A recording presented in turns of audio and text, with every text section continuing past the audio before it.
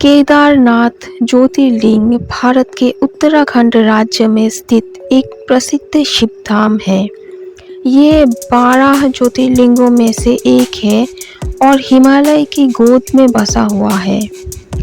केदारनाथ मंदिर समुद्र तल से लगभग 3583 मीटर की ऊंचाई पर स्थित है और ये मंदाकिनी नदी के तट पर स्थित है। ये स्थान न केवल आध्यात्मिक दृष्टि से बल्कि प्राकृतिक सौंदर्य और तीर्थ यात्रा के लिए भी अत्यंत महत्वपूर्ण है। केदारनाथ ज्योतिर्लिंग से जुड़ी कथा महाभारत काल से जुड़ी है। कथा के अनुसार महाभारत के युद्ध के बाद जब पांडवों को अपने द्वारा किए गए नरसंहार का पश्चाताप हुआ तो उन्होंने भगवान शिव की शरण ली ताकि वे पापों से मुक्ति पा सके, परंतु भगवान शिव उनसे रुष्ट थे और दर्शन नहीं देना चाहते थे। अतः वे गुप्त रूप से उत्तराखंड के हिमालय क्षेत्र में आ गए और वहां एक बैल का रूप धारण कर लिया। पांडव जब उनकी खोज में हिमालय पहुंचे तो भीम ने एक विशालकाय बैल को पहचाना और उसे पकड़ने का प्रयास किया। बैल धरती में समा गया, लेकिन भीम ने उसकी पीठ को पकड़ लिया। इसी स्थान पर भगवान शिव ने अपने आप को प्रकट किया और पांडवों को आशीर्वाद दिया। उसी स्थान पर उनका पृष्ठभाग शिवलिंग के रूप में प्रकट हुआ, जिसे आज केदारनाथ ज्योतिर्लिंग कहा जाता है।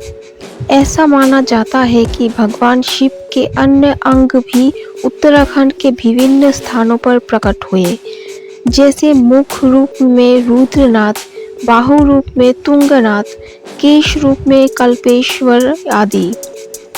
इन 5 स्थलों को मिलाकर पंच केदार कहा जाता है। केदारनाथ मंदिर का निर्माण आदि शंकराचार्य ने 8वीं शताब्दी में करवाया था।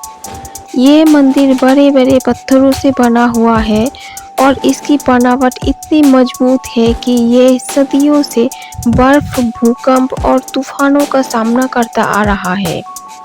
2013 की विनाशकारी बाढ़ में भी मंदिर की मुख्य संरचना सुरक्षित रही, जिसे एक चमत्कार माना गया। मंदिर तक पहुंचने के लिए श्रद्धालुओं को गौरीकुंड से लगभग 16 से 18 किलोमीटर की कठिन पैदल यात्रा करनी पड़ती है। ये यात्रा कठिन जरूर है, लेकिन श्रद्धा और भक्ति से भरपूर होती है। केदारनाथ को मोक्षदायिनी भूमि माना जाता है। यहाँ आकर शिव भक्तों को आत्मिक शांति और दिव्यता का अनुभव होता है। मंदिर हर वर्ष अप्रैल मई में खुलता है और नवंबर तक श्रद्धालुओं के लिए खुला रहता है। शीतकाल में मंदिर के कपाट बंद हो जाते हैं और भगवान की पूजा उखीमुठ में होती है।